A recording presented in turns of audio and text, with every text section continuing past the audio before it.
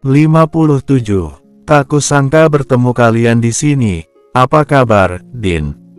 Aji mendekat. Din memindai penampilan duda setengah matang yang terlihat berbeda. Rambutnya tak lagi klimis, mengenakan kaos polos dan celana selutut. Alhamdulillah baik. Saya juga tak menduga kalau calon kakek ini suka juga menonton pasar malam. Aji tersedak air ludahnya sendiri, melirik banyaknya pasang mata yang penasaran, sebab suara Din lumayan keras. Din, janganlah buka kartu. Asli, saya malu. Aji menggaruk tengkuknya yang tidak gatal. Bukannya menurut, Din malah menantang, alisnya naik sebelah. Kemana perginya rasa percaya diri tempo hari ya? Dengan gagah berani menawarkan diri, ingin melamar nenek saya, yang jelas-jelas sudah sepuh.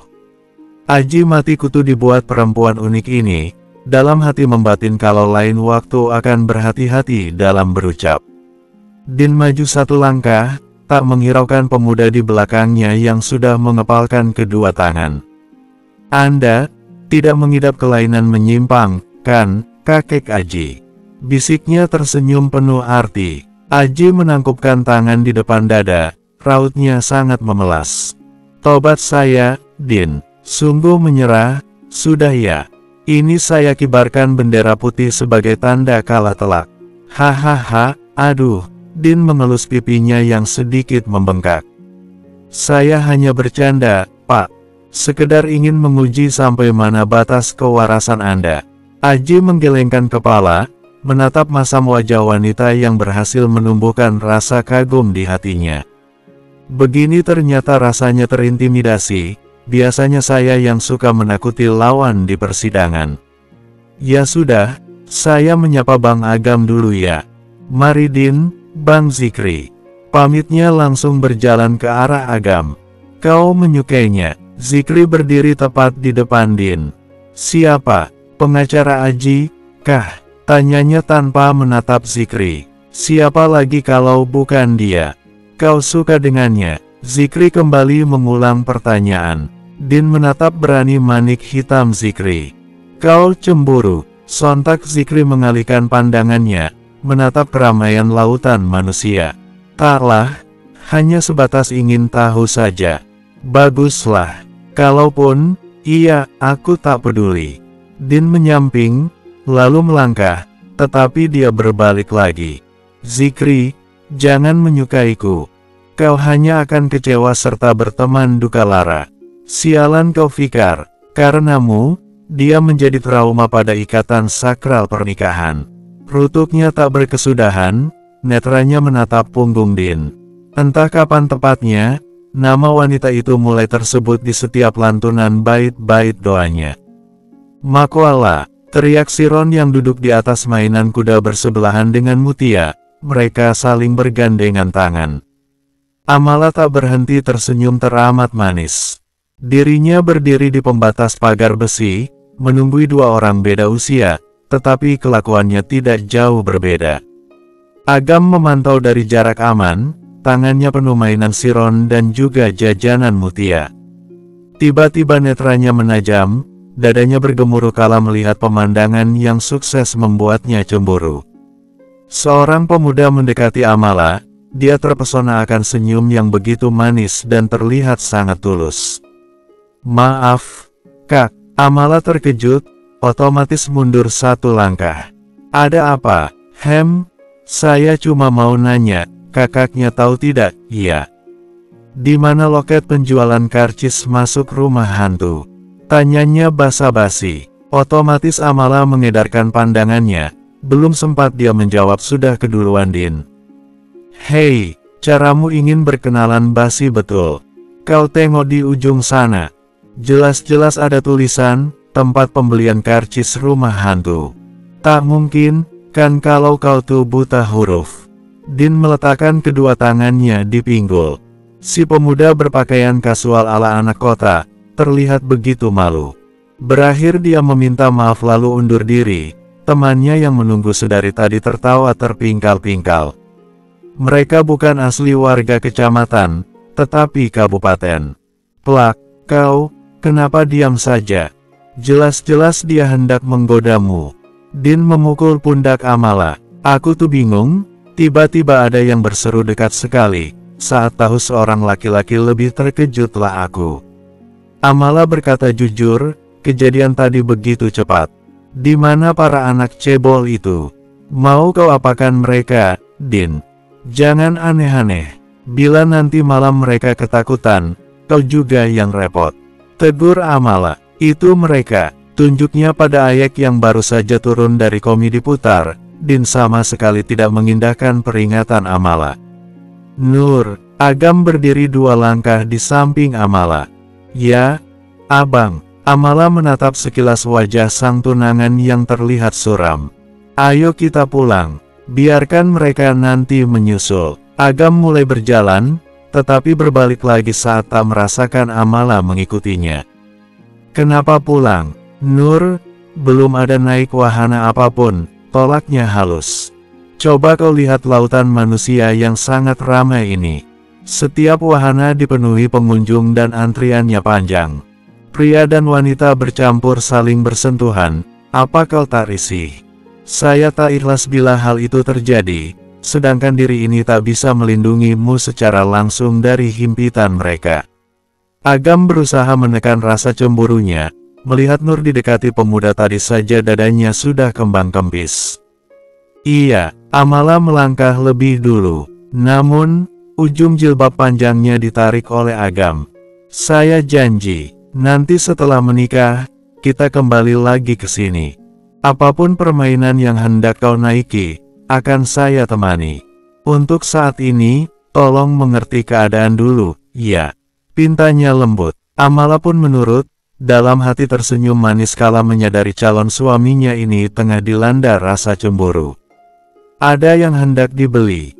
Amala menggeleng, kembali berjalan bersisian menuju ruko di mana Wati dan Ajeng tinggal.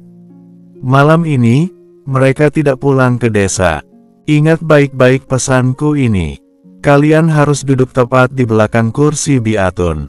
Begitu ada tanda-tanda dia hendak pingsan, segera berlari. Jangan kalian tolong dia. Mengerti tak? Din tengah mengajari ketiga anak cebol, lusa adalah hari pengumuman pernikahan Amala dengan Bang Agam.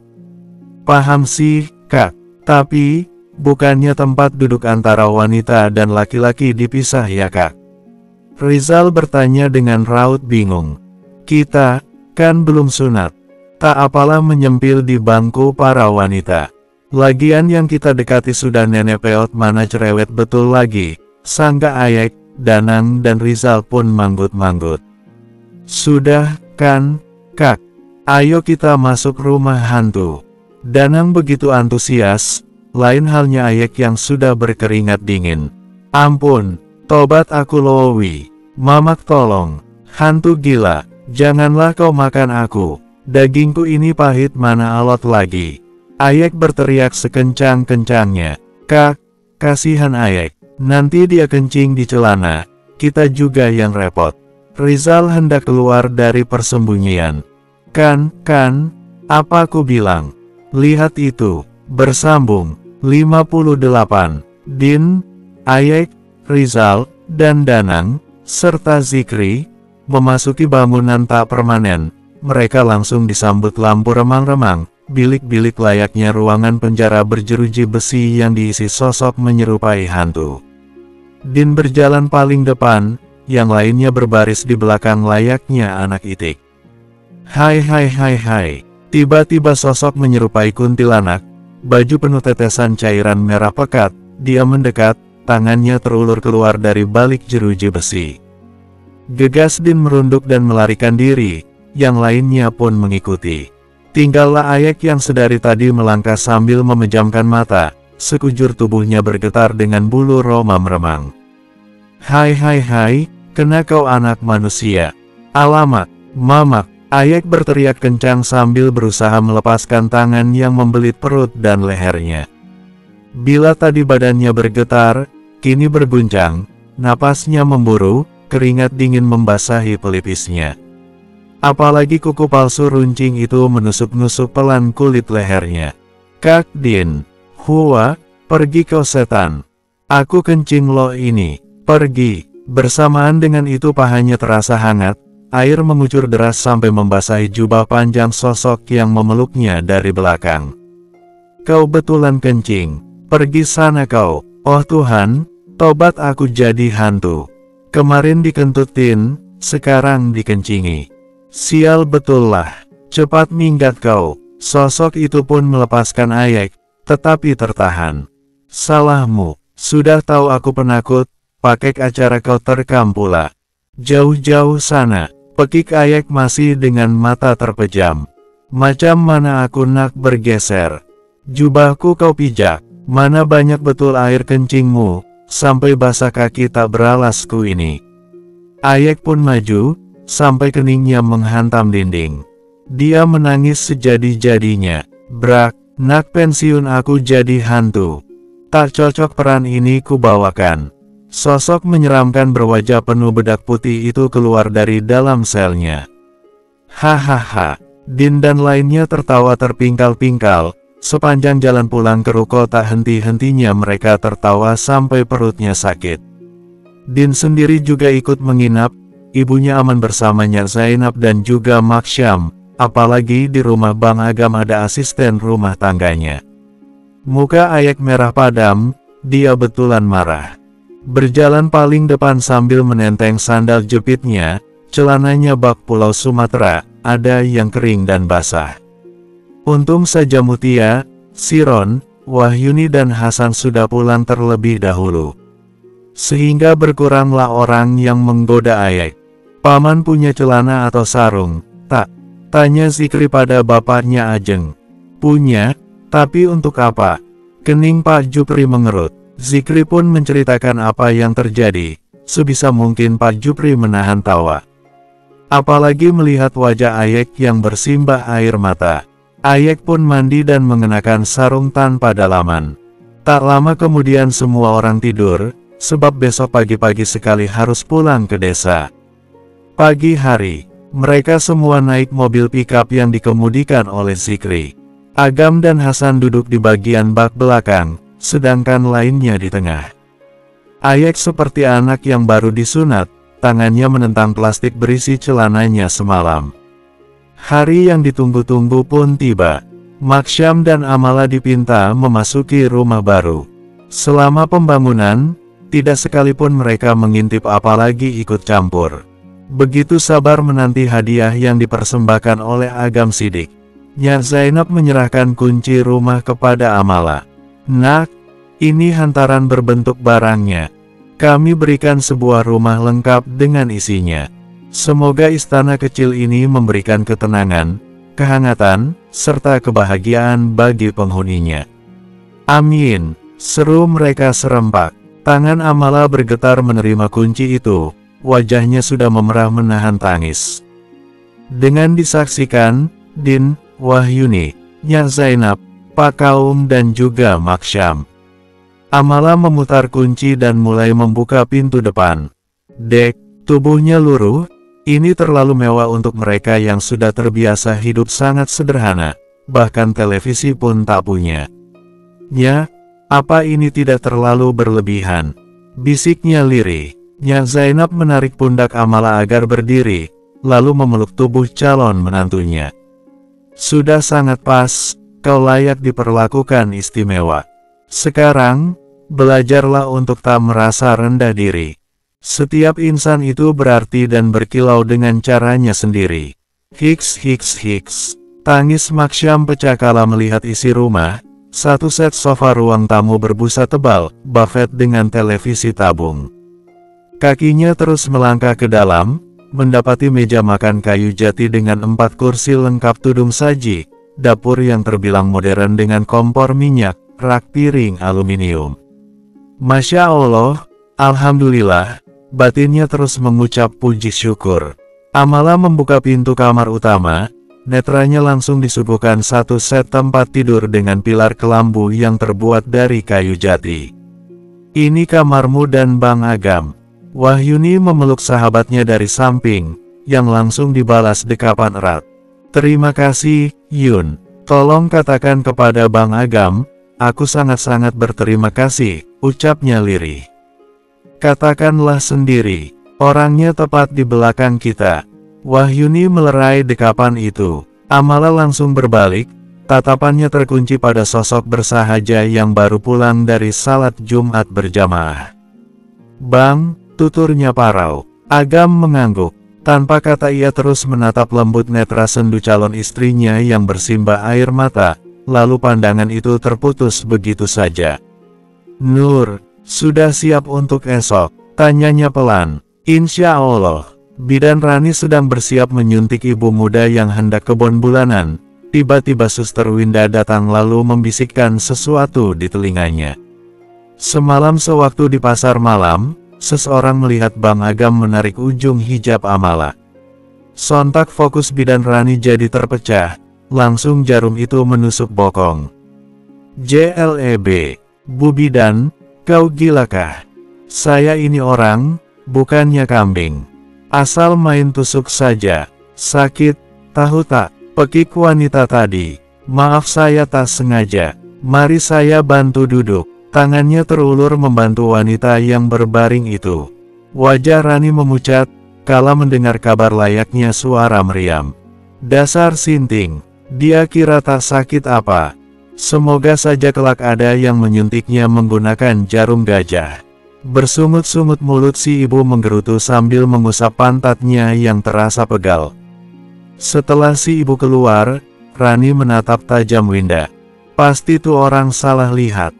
Mustahil Bang Agam menyukai wanita udik seperti Amala. Halaman rumah baru Maksyam sedang dipasang teratak rangka besi Pak Cik Leman, Samsul, Pak RW, dan Ridwan begitu semangat bahu-membahu. Mereka tentu sudah tahu maksud lain dari syukuran rumah baru, yakni pengumuman hari pernikahan Agam Sidik dan Nur Amala. Undangan sudah disebar ke rumah-rumah warga desa. Besok, selepas zuhur mereka dipinta datang. Undangan apa itu, Nirma? Tanya Biatun yang baru saja sampai di rumah sang menantu. Syukuran rumah baru Mamak, Buk. Nirma membaca ulang kertas putih bertinta hitam itu. Laga betul ibumu itu. Palingan juga rumahnya tak lebih besar dari kandang kambingnya. Hina Biatun. Is. Sudah tua bukannya banyak beribadah, malah menumpuk dosa. Sungguh tak mulia sekali sifatnya. Kau, bersambung. 59. Is. Sudah tua bukannya banyak beribadah, malah menumpuk dosa. Sungguh tak mulia sekali sifatnya. Cibir Ayek yang duduk di atas sepedanya, tak ketinggalan Rizal dan Danang, mereka bonceng tiga. Kau, Biatun menunjuk tiga trio cebol, masih segar dalam ingatan tempo hari dirinya dikatain pelit oleh mereka. Tumben tak jualan kalian, sudah bangkrutkah Amala? Tanyanya sinis. Tanpa berjualan pun, Kak Amala sudah kaya, sahut Rizal. Membual saja kalian. Ngapain mampir ke sini? Kelakar Biatun. Kebetulan nenek ada di sini, jadi tak payah kami datang ke rumah memberikan undangan ini. Danang turun dari bagian tengah sepeda, memberikan gulungan kertas diikat pita hijau. Biatun langsung merebut kertas itu, matanya menatap tak suka pada Danang. Aku tak setua itu untuk dipanggil nenek. Ih, cakap tak tua. Tetapi kulit wajah sudah banyak keriputnya. Mana uban bertebaran di mana-mana, masa mau dipanggil bude, ya tak pantaslah. Bibir Ayek naik sebelah, mencibir abis sosok tambun berpakaian maron. Biatun membuka sandalnya hendak melempar Ayek yang memiliki mulut beracun. Buk, malu dilihat orang. Nirma menahan lengan ibu mertuanya.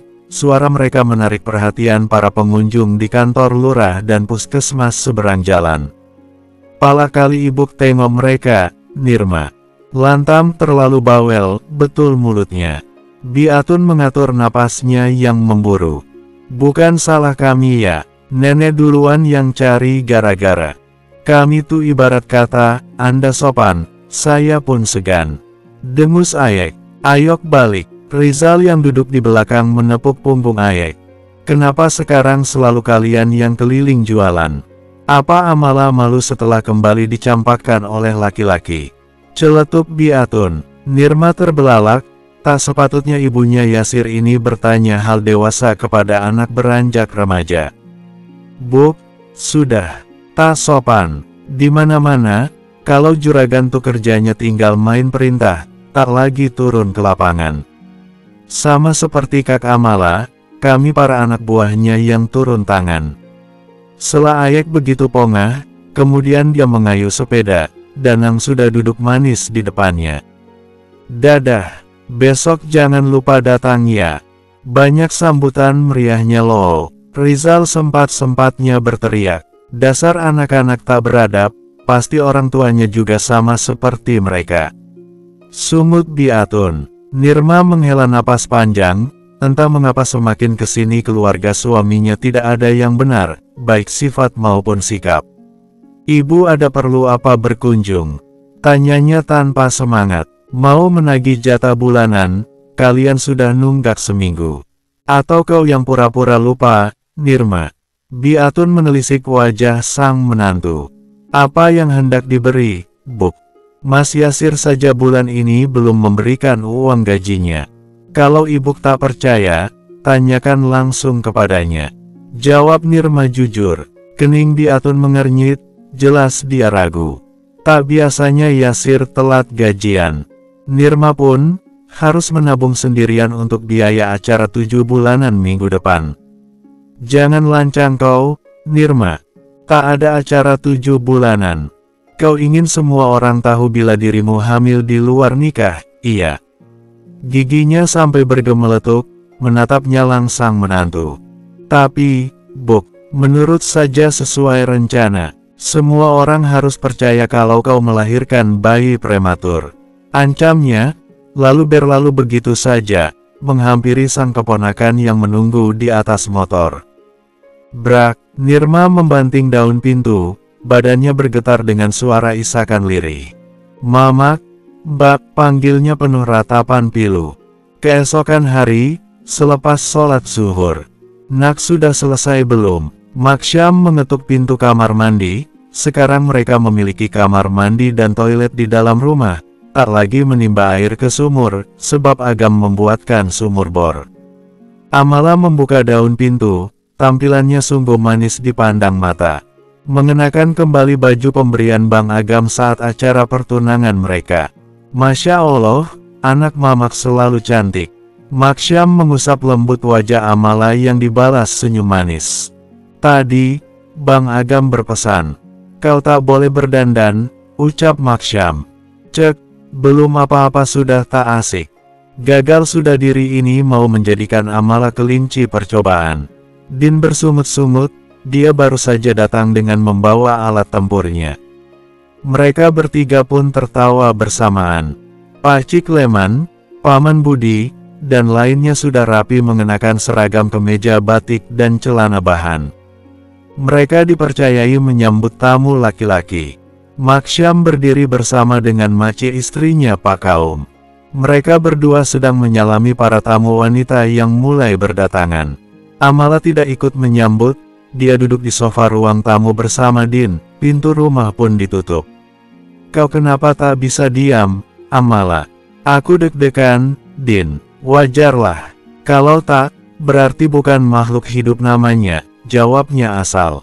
Amala mencubit lengan Din. "Bukan itu maksudku." "Aku paham." Din menggenggam tangan sahabat. Dari kejauhan wajah Tari terlihat aneh, dengan sorot mata memicing. Bukan terpesona pada bangunan rumah, sebab setiap hari sudah dilewatinya. "Nita, bukankah seragam yang dipakai para penyambut tamu itu hasil jahitan kita?" tanyanya pada Nita yang mati-matian menahan tawa. Iya, kenapa dipakai mereka? Aku pun tak kalah penasaran, Tari." Nita menarik tangan sang sahabat, berpura-pura memainkan peran polos. Agni, Nindi, begitu terkejut melihat hunian yang terbilang mewah. Mata mereka terbelalak, tak menyangka rumah yang beberapa minggu lalu mereka lihat masih berupa bangunan belum jadi bisa sebagus ini. "Ini betulan rumah Amala, masa dia sekaya itu?" tanya Agni. "Palingan juga hasil pinjam sana-sini demi memenuhi gengsi," sahut Nindi berbisik. mulai duduk di naungan teratak tertutup kain hijau. Biatun, Juriah, dan juga Nirma turun dari mobil minibus yang disopiri Pak Kasim. Baru saja menjejakkan kaki ke tanah, wajah Biatun sudah pias menatap rumah yang sangat sedap dipandang mata. Jelas ia terpesona, model rumah ini bisa dibilang baru, dan tentu saja menghabiskan dana tidak sedikit. Nirma pun tidak kalah terkejut, semenjak kejadian memalukan tempo hari, dia belum lagi ada melewati rumah ibunya yang berada di bagian bawah arah ke sungai. Sedangkan rumahnya sendiri di atas, jalan menuju kota kecamatan. Pak Kasim memberikan titah untuk mereka segera masuk dan duduk di kursi yang tersedia. Kalian ingat, kan, apa yang sudah diajarkan oleh Kak Din? Tanya Danang ingin memastikan lagi, mereka sudah menyelinap dan duduk di belakang kursi plastik Biatun. Ingat, jawab Ayek dan Rizal serempak. Suasana hangat sedikit berisik itu mendadak menjadi sunyi dan penuh tanda tanya. Semua pasang mata menatap satu titik di mana Agam beserta formasi lengkap mulai memasuki halaman rumah Maksyam. Lebih mencengangkan lagi, kalau orang terpandang itu tidak duduk di barisan kursi, melainkan naik ke halaman teras yang sudah dibentang karpet. Apa-apaan ini? Tari begitu heboh. Kasak-kusuk pun jelas terdengar, belum hilang rasa terkejut itu. Tiba-tiba pintu rumah Maksyam dibuka dari dalam. Amala keluar dengan digandeng oleh Din. Dia terlihat begitu cantik sekaligus elegan, mengenakan satu set perhiasan dari Bang Agam. Para tamu menahan napas kala tangan Amala diraihnya Zainab. Gadis manis itu duduk di samping calon ibu mertuanya yang bersebelahan dengan Wahyuni serta Mutia. Biatun memegangi dadanya, mau menyangkal tetapi bukti terpampang nyata. Apa-apaan ini? Apa suaminya Wahyuni hendak beristri dua? Bersambung, 60. Ran, kau tak menghadiri acara syukuran rumah baru Amala? Winda bertanya, saat ini mereka berada di rumah Pak Lurah. Tak level datang ke acara kalangan bawah seperti itu. Mending pergi belanja baju baru buat esok arisan di rumah Nenek Hindun. Dia sudah janji kalau Bang Agam akan datang. Bibir Rani tersenyum puas. Winda pun hanya mengedikkan kedua bahunya, lalu masuk ke dalam mobil milik Rani. Hari ini mereka libur kerja, dan berencana menghabiskan waktu di salon. Saat semua kursi sudah terisi, Pak Kaum mengambil alih acara. Tak banyak yang diucapkan, hanya sebatas ucapan terima kasih dan sekedar basa-basi. Masuklah pada inti acara, di mana Agam Sidik berdiri menerima mikrofon yang diulurkan oleh Pak Kaum. Assalamualaikum warahmatullahi wabarakatuh. Sapa Agam. Setelah mendengar sahutan salam, dirinya pun memulai lagi. Tanpa mengurangi rasa hormat, terlebih dahulu saya mengucapkan terima kasih atas kesediaan para saudara dan saudari yang hadir di acara syukuran ini. Namun, ini bukan sebatas beramah-tamah. Perasaanku sudah tak enak ini, Nit. Tari meremas telapak tangan temannya. Mustahil kalau apa yang aku pikirkan ini benar. Biatun duduk tegak, matanya menatap bergantian pada Maksyam dan Nya Zainab yang saling menggenggam tangan. Hampir semua yang hadir menarik napas, bahkan hidangan kue pun tak mereka sentuh. Saya, Agam Sidik, dengan ini menyatakan secara terbuka bahwa Nur Amala adalah calon istri sekaligus ibu bagi anak-anak kami kelak. Kami sudah resmi bertunangan sejak sebulan yang lalu, dan akan melaksanakan ijab kabul di akhir bulan ini. Maka, ARGH, Nita berteriak kencang akibat rasa sakit di lengannya yang digigit oleh Tari. Pengkhianat kau, Nit, sejak kapan kau tahu? Tari menatap nyalang Nita. Tiba-tiba Biatun berdiri mendadak, tangannya mengacung tepat ke arah Amala. Ayek dan Rizal otomatis ikut berdiri. Hahaha, tak kusangka di balik pakaian tertutupmu, ternyata kau seorang pemain, Amala. Berlakon layaknya yang paling tersakiti, sehingga anakku dan adikmu sendiri dihujat sana-sini. Padahal aslinya kau itu. Ayek begitu terkejut oleh suara Baktoa itu, tangannya refleks membanting petasan banting yang sedari tadi digenggamnya. Duar, duar, jantungku, BUGH. Tubuh Biatun ambruk ke belakang, kaki kursi yang didudukinya seketika patah. Naas Danang kalah cepat saat hendak melarikan diri. Tolong, tolong, jeritnya sambil berusaha menyingkirkan bokong Biatun yang menimpa kaki kurusnya. Suasana pun jadi riuh. Biatun pingsan, tubuh bongsornya tergeletak di atas tanah berumput Jepang. Beberapa wanita memiringkan paksa badan gemuk itu, agar Danang bisa menarik kakinya. Pak Kasim meminta para pemuda untuk menggotong sang istri. Tak cukup 2 orang, tetapi butuh 4 tenaga. Begitu sudah masuk ke dalam mobil, para pemuda mengusap pelipis mereka yang berkeringat. Mobilnya tak mau hidup. Pak Kasim begitu panik, berulang kali mencoba main starter, tetapi tetap gagal.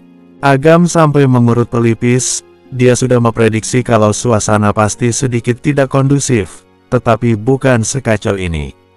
Naikkan saja ke mobil pickup itu, usul Pak Cikleman kala melihat mobil pengangkut lembu dan kambing milik Agam yang baru saja pulang dari kota kecamatan. Sang sopir pun disuruh putar arah balik lagi. Kembali mereka menggotong tubuh Biatun ke bak yang penuh jerami serta terdapat kotoran kambing dan lembu. Tolong antarkan saya ke kota kecamatan. Nirma meminta bantuan ke salah satu pemuda yang ia kenal. Dirinya hendak mengabari sang suami tentang berita luar biasa ini. Tanpa pamit, Nirma pergi begitu saja. Tak juga menyalami sang ibu. Tadi pun mereka belum ada berjabat tangan dikarenakan dirinya datang paling akhir dan ibunya sudah tidak menyambut tamu. Acara ditunda beberapa saat. Para tamu dipersilahkan menikmati hidangan yang khusus Agam pesan dari langganan sang ibu. Bodohnya kau, sudah dibilang lari, ya lari. Ini malah tertimpa badan gajah. Ayek bersungut-sungut mengatai Danang. Macam mana aku mau lari? Sandalku terinjak kaki kursi Biatun. Danang menatap sengit Ayek. Masih sakitkah kakimu? Rizal mengelus tulang kering Danang. Kau pun lucu. Ya jelas sakitlah. Takkah kau tengok, bagaimana besarnya badan nenek penuh beban dosa itu? Ayek menjitak kepala Rizal. Makwatia, mereka libut-libut kenapa? Siron bertanya kepada Mutia. Obatnya habis. Jadi, pada kumat sarafnya. Jawab Mutia sekenanya. Kau ini, jangan racuni otak anakku dengan kata-kata anehmu itu. Yuni mencubit pipi Mutia. Di perjalanan menuju puskesmas, Biatun sadar. Matanya mengerjap dengan hidung kembang kempis mencium bau tak sedap. Sialan kau Amala, tak sudi aku kalah dari kalian. Umpatnya dalam hati, berusaha bangkit. Mata Biatun hampir lepas dari rongganya, jantungnya terasa nyeri kala dia hendak berteriak. Apa-apaan ini, Pak?